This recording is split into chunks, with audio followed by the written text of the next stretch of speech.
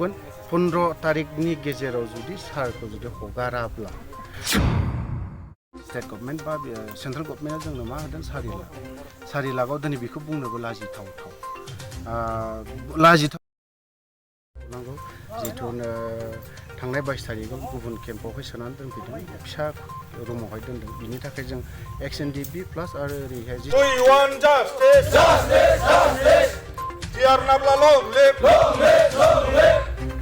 We want justice. We want justice. Rondon de mare long live. Rondon de mare Diar nabla long live. Diar nabla long live. NDFB long live. We want justice. We want justice.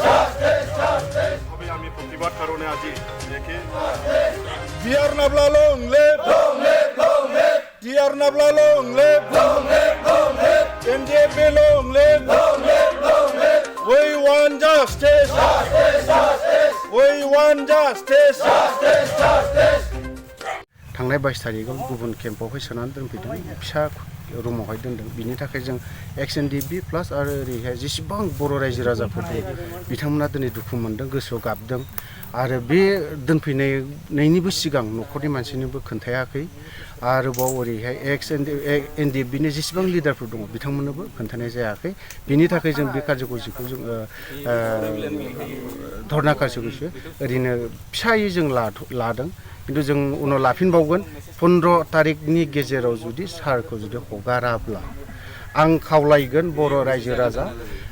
गावनि खामानिखौ दोनथ'नानैब्लाबो अन्नानै समस्त बर' रायजो राजा जोंनि BTC बर' रायजो राजाखौ आं खावलायगोन जे रन्जन दैमारिनि खाथिरावहाय रन्जन दैमारिनि मोखांखौ नायनानै दिनैहाय बिथाङा दिनै बर' हारिनि थाखाय गोबां सेक्रिफाइस खालामबाय गोबां रोखोमनि बायदि रोखोमनि सेक्रिफाइस खालामबाय बिथांनि नांनायखौ नायनानै अन्नानै आं खावलायगोन जे 15 तारिखनि गेजेराव उनाव हगाराब्ला बिनि उनावहाय जों जिखुनु समावनो धरना बा गुबुन रोखोमनि हाबाफारि लानो गोनां जागोन आरो बे हाबाफारियाव जुदि गोबां रोखोम माबा मोनसे जायोब्ला BTC government state government central government बिथांमोनखौ जों दाय होगोन नोंथांमोना रिहेबिलिटेसन अजद दैखांगोन सोरखारनि रिहेबिलिट बेखौ आरो जों बर' हारिनि थाखाय जों नांदों जाथिनि थाखाय बर' हारिनि थाखाय नांनायावहाय दिनैहाय जोंनो स्टेट गभर्नमेन्ट बा सेन्ट्रेल गभर्नमेन्टआ जोंनो मा होदों 4 लाखआव दिनै बेखौ बुंनोबो लाजिथाव होननाय बाथ्राया बेनो जाहैबाय जे 4 लाखजों दिनैहाय गुबुन जोंनि जेसेबां बर' सेंग्राफोर दङ बे 4 लाखजों थांना थानो हानायनि लामाखौ आं नुवाखै मानो होनना बुङोबा सोरबाया हा दङ न'खौ लुनो हायाखै थानो थाखाय जोंनो न' मोजां मोनसे नांगोन मोजां साननो हानायनि जों मोनसे सम नांगोन जों बे समा गैया बे 4 लाखजों जोंखौ मा खालामदों दाउ बायनांगौ अमा फिसिनांगौनो माबा फिसिनांगौ बे माबायावसो बाहायदों होनबा जों बे 4 लाखजों जों बबेजों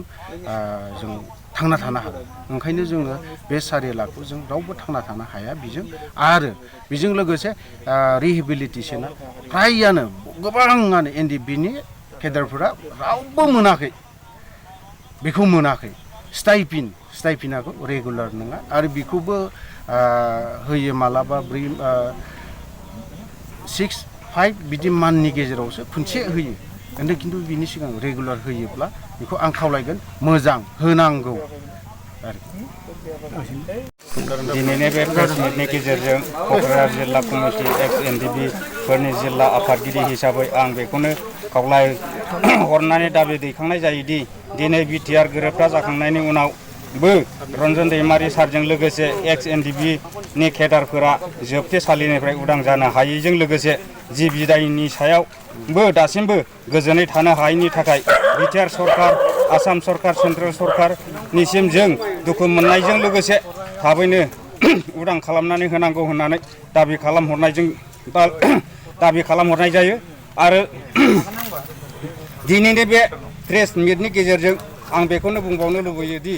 गोजोन गोरोबथा जाखांनायनि